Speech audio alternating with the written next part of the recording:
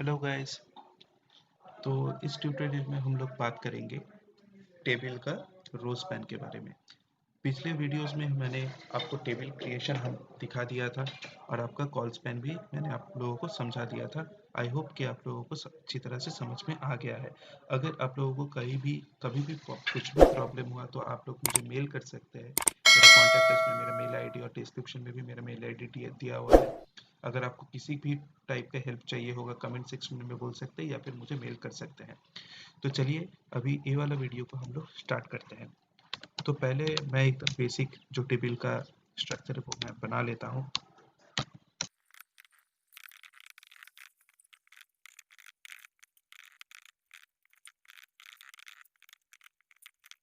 तो अभी आप लोग देख सकते हैं कि मैंने एक टेबल का स्ट्रक्चर अभी बना लिया है।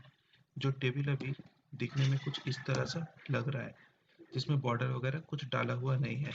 तो इसको मैं बाद में भी डाल सकता था, ठीक है। चलिए अभी डाल देते हैं इसके अंदर बॉर्डर।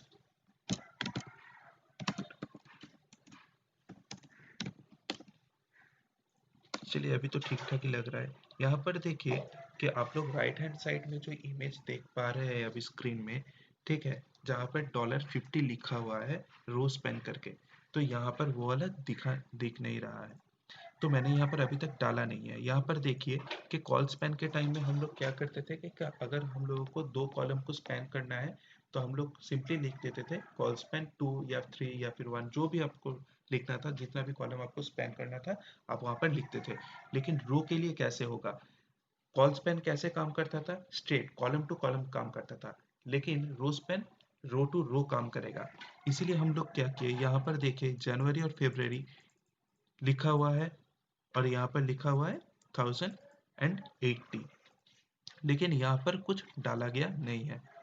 अगर हम लोग इसके नीचे एक टीडी यूज करते हैं, जहाँ पर हम लोग यहाँ लिख देते हैं कि $50, और यहाँ पर हम लोग इसको लिखते हैं कि रोज पेन 2 करके, अगर हम लोग इसको सेव करेंगे तो यहाँ पर इसका सिनेरियो कुछ इस तरह से दिखेगा।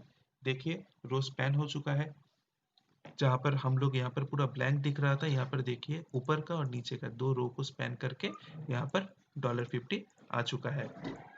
अगर आप लोगों को समझने में फिर भी कुछ प्रॉब्लम हुआ तो मैं आप लोगों को फिर से मैं समझा देता हूँ और एक बार कि रो स्पैन के टाइम में हम लोग रोज को स्पैन करते थे, यहाँ पर एक लिखते थे, बाकी का सामने का जो भी था वो स्पैन हो जाता था।